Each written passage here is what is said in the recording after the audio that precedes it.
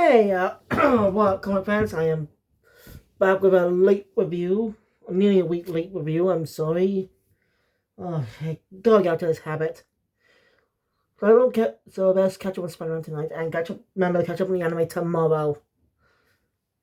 E is I got another review a week. I did one of these reviews.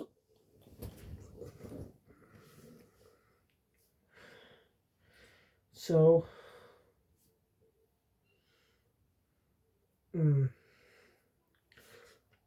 gotta think. I may catch up on some Blue Exorcist once I get more in the manga though. I want to get more far into the manga first. I haven't even read the first arc yet. Tried once, but I deleted that. So I'm gonna redo that. As I'm more familiar with the characters more. Since when I started reading, I wasn't that exactly familiar with the story. I only saw up to the first camp arc. Since that was mostly the canon material, with a fill episode in between, which was literally reworked into an arc in the manga. That's not a joke. It takes place before the Shimei and Illuminati. I think it takes place before the Shimei and Illuminati saga in the manga. But technically, that story technically came first. But this time, the manga version is different in its own right. But definitely, so you don't like it when Kazu actually takes influence from the anime. Which most of the anime was mostly filler. But it really wasn't that bad. It told a very unique story. And some of its animals ended up getting reworked into the manga. Like Yukio having powers, especially when she's got taste of that in the Kyoto saga. I best save this for my views on the manga. On the other topic. Anyway, today I'm reviewing episode 3 of Your Friendly Neighborhood Spider-Man. So this last week they released 3 episodes instead of 2. So I don't know how many they're going to release before the final episode 10, comes out. But 5 episodes left. So what? Maybe they released next episode, maybe this week they release 2 episodes and they're on week 3. Then all over. Why not just give it a weekly review? Why not release it weekly then? I'm sorry, why not release it weekly? It just baffles me that they decided to do this. The same, if it was weekly, you can have 1 episode review every week. I may start giving them a show called Podcast Review on my animation channel. Been thinking about wanting to do a review on that for a while, but I wasn't sure. Since they're currently beginning a new arc, which is the Chrysalis arc, which is one of the few seasons in a few years. But I do want to talk about those stuff. I want to get my full opinions on the regular story on the beginning. Talk about everything that I know, including its connections, like with the show Ghost Force. Anyway, let's get to this. Buddy. So the episode opens up. Let me see if you can hear it. So the episode opens up with a recap of the events of the last episode.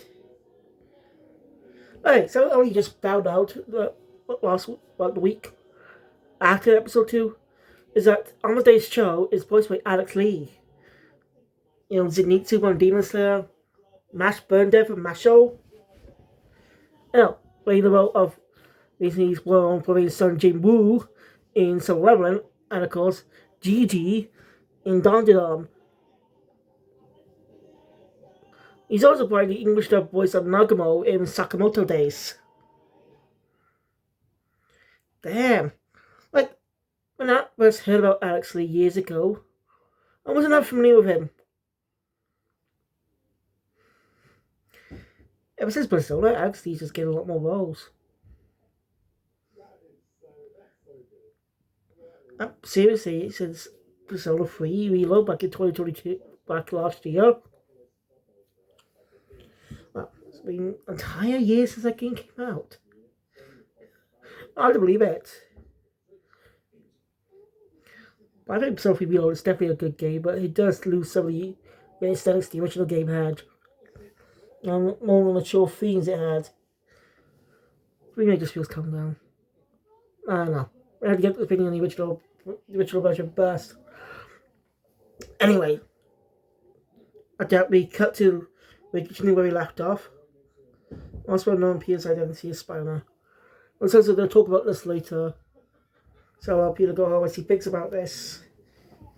As next scene is him at Nico's place.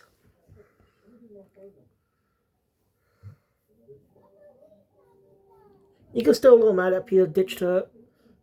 Peter didn't come to the party. I apologize for that. Huh?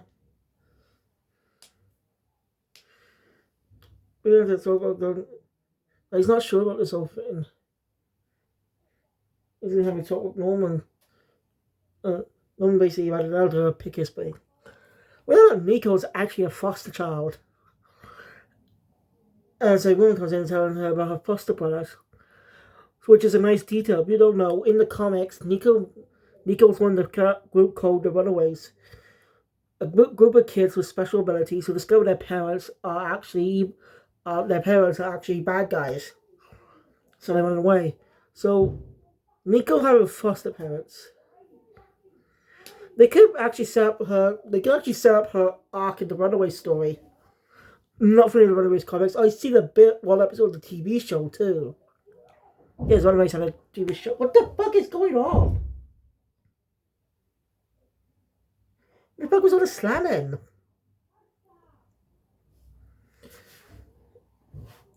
So mostly the series will build up to Nico gaining powers. Nico discovering she has powers, eventually become an ally alongside Spider-Man. Probably won't know Peter's identity at first, but she will probably find out before she gains powers or after. If we are setting it up there. Otherwise, why include her in the story? Why include a character in the comics that actually has some powers in the story? They're not going to do anything. Otherwise, it'd be pretty pointless to add that character. Adding one of the most well-known characters from the comics like Gwen, MJ. Also, Peter Parker's not wearing the Daily Bugle city. But it's possible ever see Spider-Man will actually start to work at the Daily Bugle.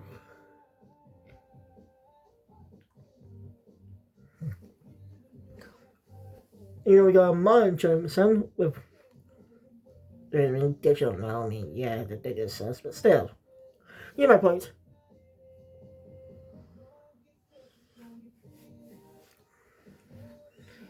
Peter is a little nervous. I'm going there. They also get a scene with our villains of the story of the episode. As they gain some type of equipment. That's being no one have a talk. No one's not an idiot. Peter eventually confesses he's Spider-Man. He doesn't want May to know though. He's just worried. He doesn't want to shout her out.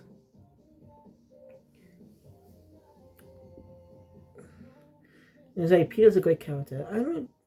Also, maybe you plan to review that Moon Girl TV show on Disney Plus.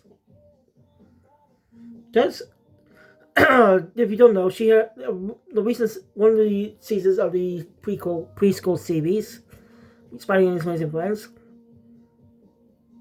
had Peter and Miles team up with Moon Girl and Double Dinosaur. And it's their Urgent's one own show too. All of Moon Girl's voice actors returning as well. It was pretty cool. Shouldn't you have to connect that? It was pretty cool to have it'd be pretty cool to have Spider-Man appear in that show.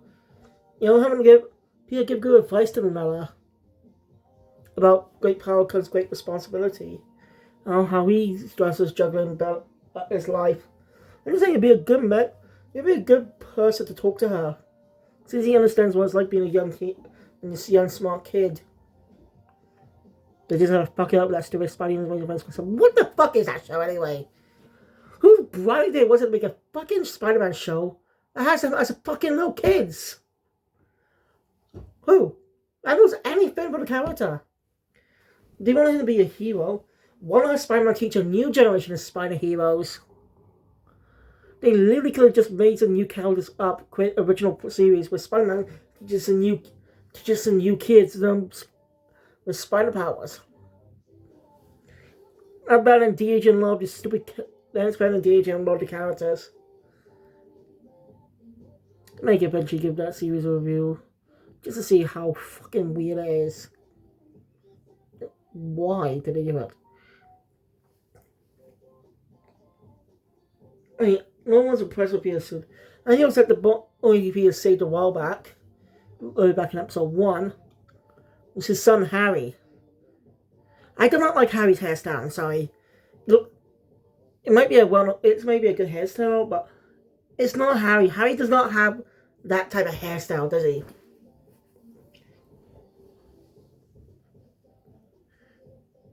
Like, Harry is Peter's best friend in the comics. At least in the Ultimate Universe. I think they did that. I'm not familiar with the modern comics. So they go with the original continuity type of story here, where Harry is not Peter's friend in this continuity. It wasn't always the case in the original comics. Peter and Harry were never best friends originally. There are so many Ultimate series did, and that just had a big impact on all adaptations of Spider-Man from the 2000s onwards. Peter and Harry being best friends. Which, yeah, like, it's just hard to picture Harry being his old self in the shows. You know what I mean? I'm just saying. I just not a fan of Harry's design. He just doesn't look like Harry Osborn. But I say, I like what they're doing with Lonnie in this story. I'll give that. Anyway, no one offers to help Peter's clients because he doesn't want to put anyone else in danger. No one wants to give a reveal why he started the internship program. Because he knew it had to be a genius kid, someone who's young and smart. Okay, why did he pick 2 women then? He's Spider-Man. Alright, actually. He initially thought they were helping Spider-Man with their tech. But finally Peter actually is Spider-Man.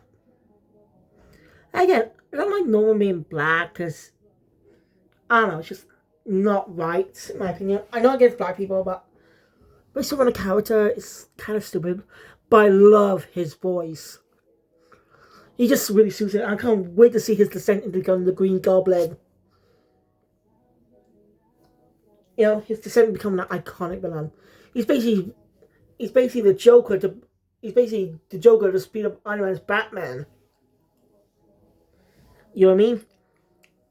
Well, yes, he's not the main villain, the other iconic Spider-Man villains, but he's the biggest though, like the Joker. Both are iconic for each character, being polar opposites. Peter may be smart, but he's from a humble background with a loving family. Norman, however, is a rich businessman. He ends up when he gains powers, he ends up going insane, becoming a Green Goblin. Oh, he's responsible for killing Gwen Stacy in the comics. Which I hopefully don't think they're going to pull out. Hopefully they don't try to do it in this series. Mostly you do plan to slowly introduce... Mostly, as the series goes on, they'll probably slowly introduce more comic book characters like Mary Jane, Gwen, you know? Harry has not yet reappeared in a story.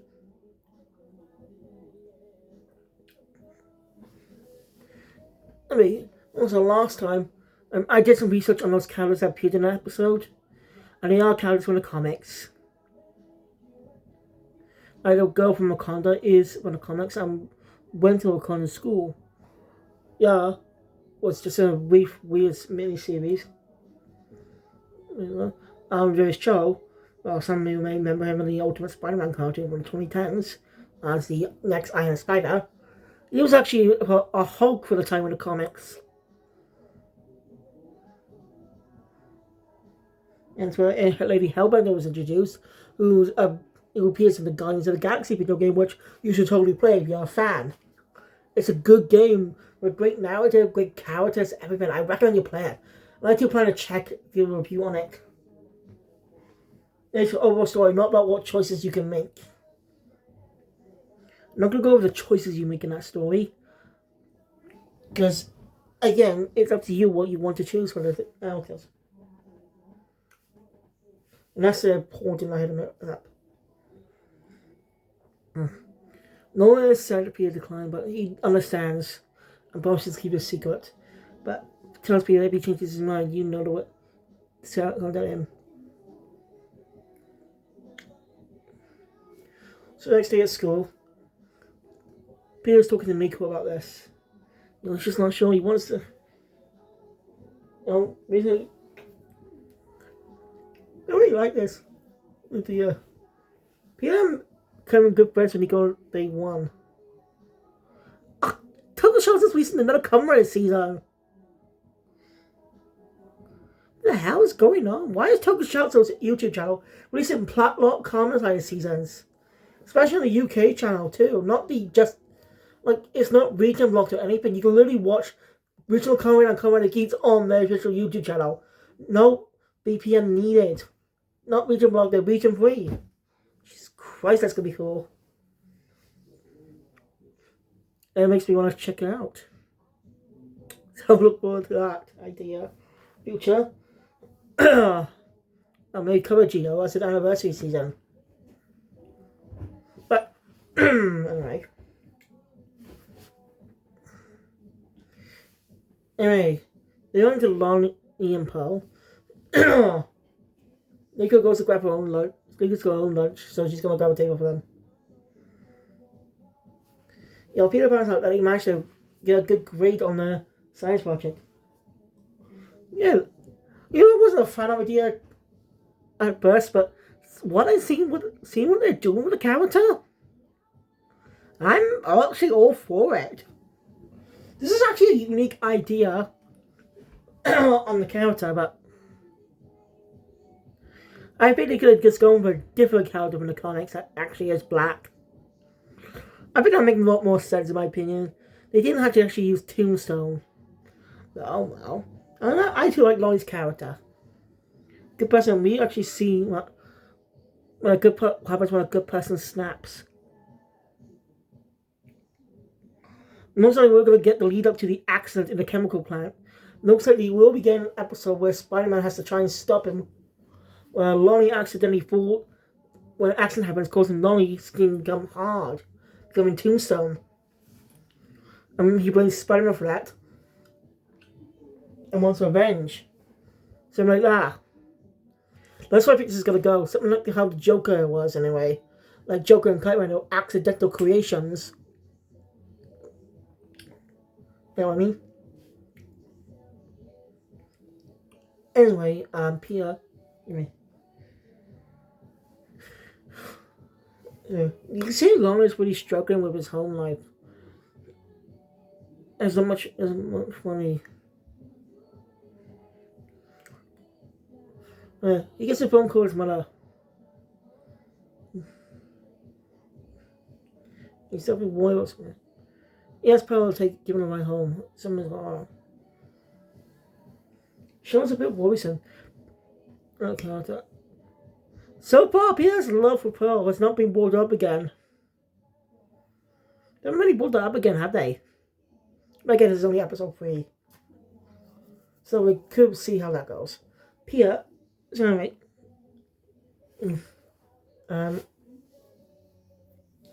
So, yeah.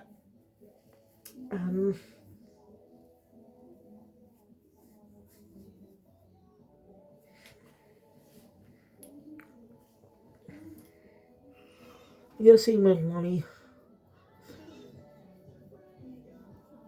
Later, you see Lonnie returning home. By a policeman by his door with talking downstairs. You'll see him finds his mother police hat. But one of his little brothers was vandalizing property with a gun. Which really annoys Lonnie. Which really upsets Lonnie. He goes to the compliance box, finds it gone. Those criminals from earlier start attacking the new equipment. Causes Spider-Man to step in the fray and bow. Actually, it's a bit of a parallel thing. We see Spider-Man's bow and Lonnie go for this type of thing. So, yeah, Spider-Man, Peter's having a tough time facing off against these guys. I don't even know if they actually are characters from the comics or not. I'm not well versed in the comics.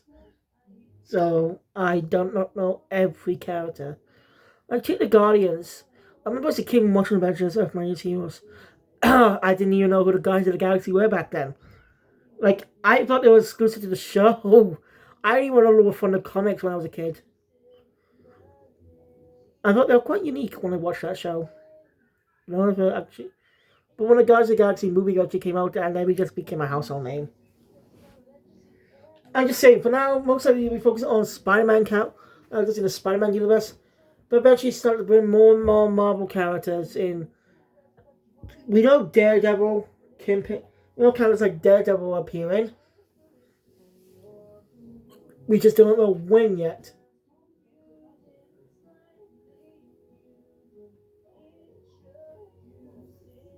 We really see how Peter deals with Experience Hero. Here's a good scene with Daredevil in one of the comics.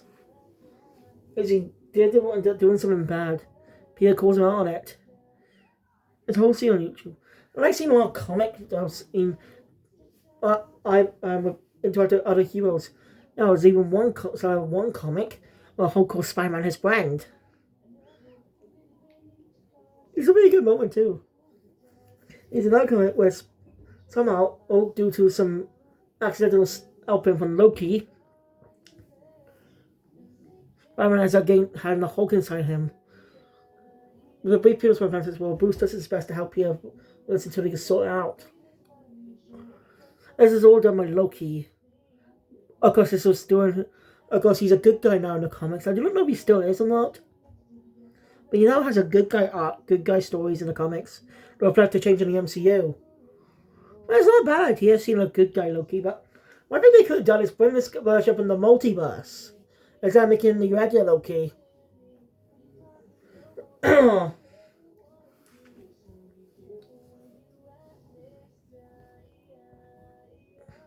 I'm just saying, I don't know. Hey, where was I? Ronnie ends up calling his brother at the gang. They're getting him back. They're stuck again. They won't let him leave. So Ronnie makes a tough decision. He offers his own place, obviously being the gang, instead of his brother, just so his brother can get out safe. As he said, Spider-Man ends up getting help from Norman, who found a way to get into his communications. And Peter managed to beat them. And because Dick Whitman has the same logo from the previous bad guy. Now, this is interesting. This sounds some type of arc. Was this by Kim? I thought this is from Kingpin. Maybe Doc Ock. Who knows? They have some type of connection with it. There's got to be some type of connection. Now, I don't know if this logo is one of the comics or not. You can feel free to quote me in the comments. Feel free to quote me in the comments down below if it is or not, without spoiling it. I actually don't want to be spoiled on what it is. I want to find out for myself when we get there. It's a great story setup. We'll do it. Lonnie's now being accepted in again. Man, poor guy, his life's going down hard. Because his stupid brother did something stupid. But Lonnie's a good kid, but ended up going in the bad crowd just to protect his brother. Until all such sympathetic villains. Like, some versions of Electro are sympathetic. Like in the new Spider-Man animated series cartoon. The Spider-Man new animated series cartoon from MTV on MTV. Max Dillon was a bullied kid in college. And after an accident turned him into Electro Beyond, he got revenge. On his One Status Show episode, you know the one, where a kid lets him get bullied too far, he pulls out a gun. I've never seen Status Show because it's nowhere visually available for me to watch. It's not on DVD in the US, so I can't buy a DVD and watch my US DVD player. Well.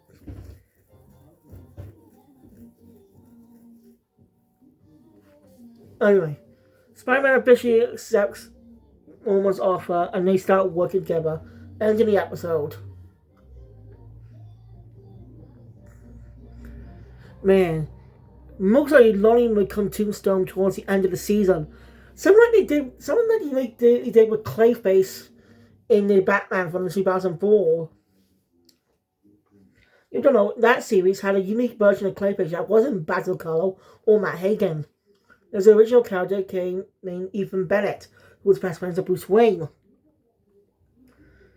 After about the Joker accident, of course, causing Ethan's body to turn into clay, causing him to become Clayface, and when he goes to jail, becoming a villain for a bit. But eventually getting redeemed in the later seasons, becoming an ally to Batman. Again, it's a unique take on the character. It's original.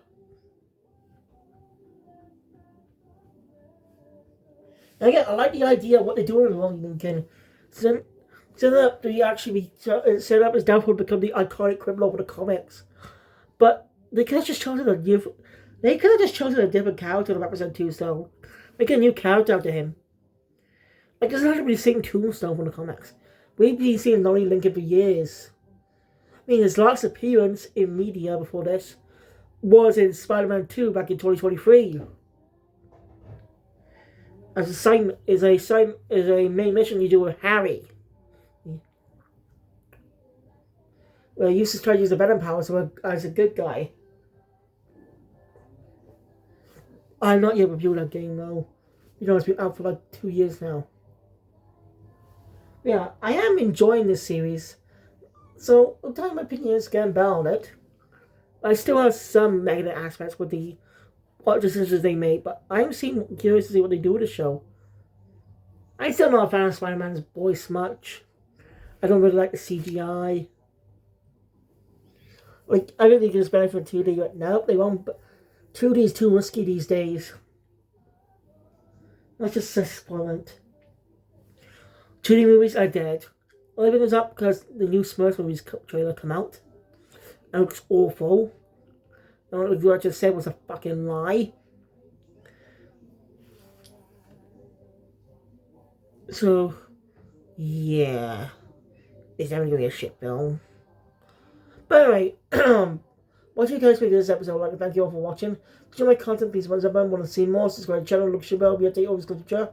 Really like this series, let me know in the comments down below and also let me know what is your favourite aspect of the show so far. Now thank you, I'll see you guys later in episodes 4 and 5. Ultimate Comic Book Avenger out.